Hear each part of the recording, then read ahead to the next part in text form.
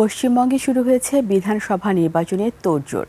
তবে প্রার্থী নির্বাচনের মধ্যে দেখা দিয়েছে চরম অনিশ্চয়তা। ভোটার তালিকা থেকে নাম বাদ পড়েছে রাজ্যের 92 লাখ মানুষের, যার বড় একটি অংশই মুসলমান। কেন এই গণহারে নাম কাটা? এটি কি প্রশাসনিক ভুল নাকি পরিকল্পিত কোনো রাজনৈতিক চাল? তা নিয়ে দেখা দিয়েছে প্রশ্ন। বিস্তারিত আফসানা নীলার রিপোর্টে। শিয়া বাটার ও ভিটামিন সমৃদ্ধ লিলি বিউটি সোপ, তারুণ্যময় উজ্জ্বল ত্বকের জন্য। পশ্চিমবঙ্গের মোট 7,60,00,000 ভোটারের প্রায় 12% অর্থাৎ অন্তত 92 লাখ মানুষ এবার ভোটাধিকার হারিয়েছেন। এর মধ্যে প্রায় 60 লাখকে অনুপস্থিত বা মৃত হিসেবে ঘোষণা করা হয়েছে।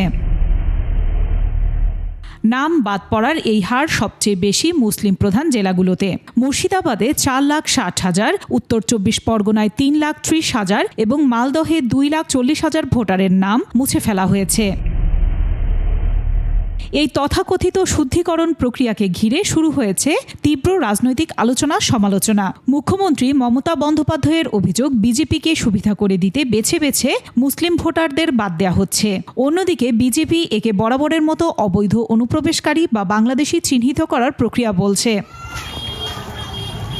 আর নির্বাচন কমিশন বলছে এটি একটি সাধারণ প্রশাসনিক প্রক্রিয়া। কিন্তু প্রশ্ন উঠেছে, ভোটের ঠিক আগে কেন এত বিপুল সংখ্যক মানুষের নাম কাটা হলো, যার উত্তর নির্বাচন কমিশনের কাছেও নেই। দরিদ্র মানুষেরা যাদের বাপদাদার ভিটে এখানে, তারা বলছেন নতুন করে নথিপত্র জোগাড় করে নিজেদের নাগরিকত্ব প্রমাণ করা পাহাড় ডিঙানোর সমান।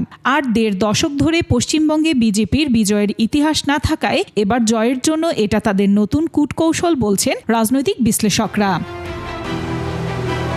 আফসানা নীলা, ডেস্ক রিপোর্ট, 21 টেলিভিশন।